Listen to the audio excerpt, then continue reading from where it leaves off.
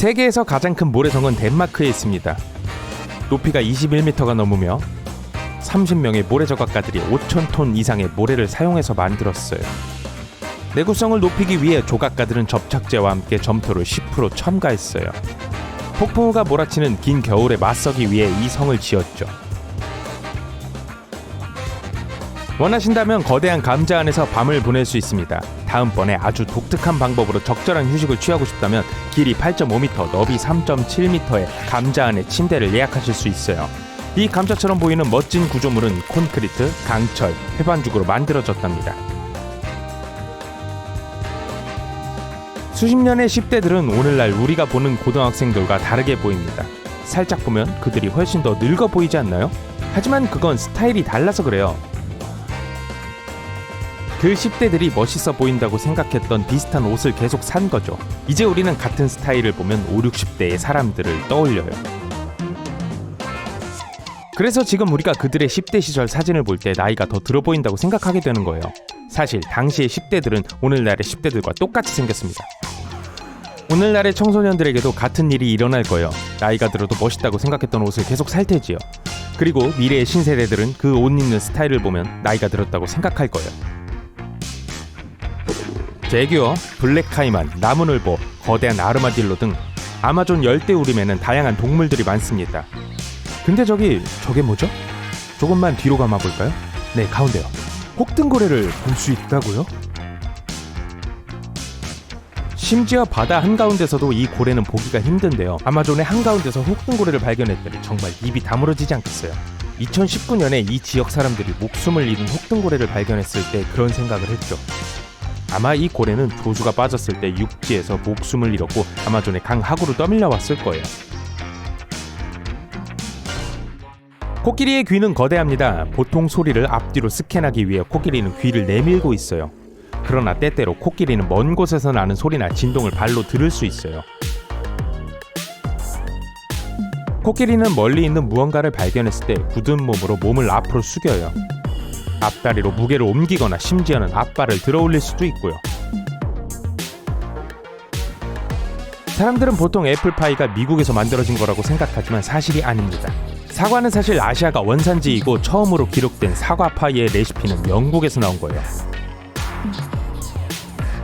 태양빛 아래에서 색이 희미해질 때 그 색이 어디로 간다고 생각하시나요? 특정 물질은 발색단이라고 불리는 분자의 영역에서 색을 얻습니다. 그리고 이 분자는 특정한 파장에서 광자를 흡수합니다. 광자는 빛의 기본단이고요. 흡수되지 않는 일부 광자는 재방출되고 그 파장이 우리가 보는 색을 결정합니다. 어떤 물질이 햇빛에 노출됐을 때 혹은 더 높은 에너지의 광자가 존재할 때 발색단은 손상될 수 있어요. 그래서 특정한 파장에서 광자를 방출할 수 없는 거예요. 빨간색 물질은 햇빛에 가장 많이 희미해집니다. 이 발색단은 나머지 파장의 광자를 빨아들이는 방식으로 붉은 빛을 방출하거든요. 식사를 준비하려고 야채를 써는데 이런 눈물이 줄줄 흐르네요. 우리가 양파를 자를 때 껍질이 부서지면 효소와 설펜산이 분비되기 때문에 눈물이 흐르는 거예요. 이 둘이 결합하면서 공기를 통해 퍼지고 그렇게 눈을 자극하는 가스를 만들어내는 거죠. 눈물을 만들어내는 눈물샘이 이 자극적인 산을 씻어내도록 자극을 하는 거예요. 우리 뇌는 높은 수준의 뇌 기능을 요구하는 두 가지 일을 동시에 수행할 수 없습니다. 네, 멀티태스킹은 불가능해요. 멀티태스킹에서 혈액순환이나 호흡 같은 낮은 수준의 기능은 포함되지 않고요. 우리가 정말 생각해야 하는 행동들을 말하는 거예요. 그러니 우리가 말하는 멀티태스킹은 둘 이상의 작업을 빠르게 전환하는 거예요. 발과 손을 반대 방향으로 움직이려고 해보세요. 의자에 앉아서 왼쪽 다리를 시계 방향으로 돌리면서 왼손으로 팔자를 동시에 그려보시거나 오른손과 다리로 이를 따라해보세요. 다리의 방향이 바뀌는 것 같죠? 거의 모든 사람이 이럴 거예요. 다리를 시계 반대 방향으로 돌려도 똑같은 일이 일어납니다. 정말 빠른 회전 속도로 로터리를 돌면 이상한 힘이 느껴지면서 마치 밖으로 튕겨져 나갈 것 같죠. 우리 행성은 약 시속 1609km의 속도로 우주를 돌고 있는 거대한 로터리와도 같아요. 하지만 지구와 우리에게 작용하는 또 다른 힘, 중력이 있기 때문에 우리는 그 회전력을 느끼지 못해요. 이 힘은 우리 행성이 회전하면서 우주에서 우리를 튕겨내려 하는 것보다 약 1000배 더 강하게 우리를 땅에 단단히 붙들어주고 있어요. 양치질을 할 때 거품을 만드는 건 세제입니다. 그래서 치약에는 감미료가 들어있어요. 치약에서 끔찍한 비눗물 맛을 가릴 무언가가 필요할 테니까 말이에요. 물론 설탕은 안 되겠고 다른 감미료들이 있습니다. 이 감미료들은 세제를 잘 가려줘요. 그리고 이 화학물질 감미료는 물을 끌어당겨서 물 분자를 치약에 가두고 치약이 마르지 않게 해주죠. 밖이 더울 때 얼마나 자주 배가 덜 고파진다는 걸 눈치채신 적이 있으신가요? 소화를 포함하여 우리 몸에서 일어나고 있는 모든 대사 과정은 열을 생산합니다. 우리가 먹는 1000칼로리마다 몸은 250칼로리만 실제로 유용한 에너지로 바꾸고 나머지 칼로리는 열로 날려버려요. 바깥 날씨가 더울 때 우리 몸은 과열되지 않고 스스로를 안전히 보호할 수 있도록 꽤 열심히 일을 합니다. 그래서 먹었던 점심을 소화시키는데 여분의 열이 필요하지 않는 거예요. 몸이 식욕을 잠시 억제하고 이전에 저장해뒀던 지방 저장고에서 더 많은 에너지를 꺼내오는 거죠. 여러분이 자신의 침대에서 잠을 자지 않을 때 꿈은 더 생생하게 보일 수 있습니다. 호텔이나 잘 알지 못하는 다른 장소에서 밤을 보낼 때 과학자들이 첫날 밤 효과라고 부르는 것을 경험하게 되는 거죠. 한 연구에서는 과학자들은 새로운 환경에서 첫날 밤을 보내는 동안 우리 뇌의 좌뇌가 우뇌보다 더 가볍게 잠을 잔다는 걸 알아냈어요. 아마도 잠재적인 포식자와 위험에 대해 경각심을 갖게 하는 진화적인 메커니즘 때문에 이런 현상이 나타나는 걸 거예요. 호텔방 침대 밑에는 괴물이 없을지도 모르지만 수천 년 전에 뭐가 어디에 살았는지 알 수 있는 방법이 없죠. 또한 새로운 환경에서 자는 첫날 밤에 자주 잠에서 깰 수도 있어요.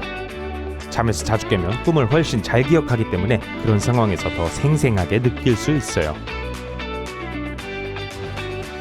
출근해서 방금 점심도 먹고 이제 하루의 마지막 일을 마무리할 준비를 하시는군요. 하지만 그럴 수가 없어요. 에너지가 너무 떨어져서 다시 몸을 개운하게 만들기 위해 누워서 낮잠을 자고 싶다고요? 탄수화물이 많이 든 식사를 했거나 전날 밤에 잠을 충분히 자지 못했거나 물을 충분히 마시지 못했기 때문에 그럴 수 있어요. 그리고 한 가지 설명이 더 있습니다. 우리 뇌에는 활동 일주기라고 하는 체내 시계를 조절하는 작은 영역이 있습니다. 이 부분은 몸에 졸음을 유발하는 호르몬 멜라토닌을 방출하라는 신호를 보내요. 그러면 졸음이 오고 체온도 내려갑니다. 그런데 오후 2시에서 4시 사이에 이 과정이 살짝 일어난다고 해요. 여전히 그 이유를 모르지만 일부 연구자들은 우리의 하루 리듬이 24시간 주기와 12시간 주기 모두 가지고 있기 때문일 수 있다고 생각합니다. 잠들려고 할 때 가장 좋은 생각이 떠오른다고 느낄지도 몰라요. 깨어있는 지점에서 잠이 드는 순간으로의 전환을 선잠 상태라고 하는데요. 과학자들은 이 과정이 창조성과 관련이 있을 수 있다고 생각해요. 메리 셸리는 자신의 인기 소설 프랑켄슈타인에 대한 아이디어가 꿈에서 깨어나는 과정에서 떠올랐다고 했어요. 유명한 예술가인 살바도르 달리는 2단계를 10쇠를 지닌 잠이라고 했어요. 이 상태에서 우리의 마음은 자유롭게 돌아다닐 수 있고 휴대폰이나 다른 사람처럼 생각을 방해하는 그 어떤 것도 없지요. 그래서 자발적인 아이디어와 창의적인 생각을 할 수 있는 공간이 더 넓어지는 거예요.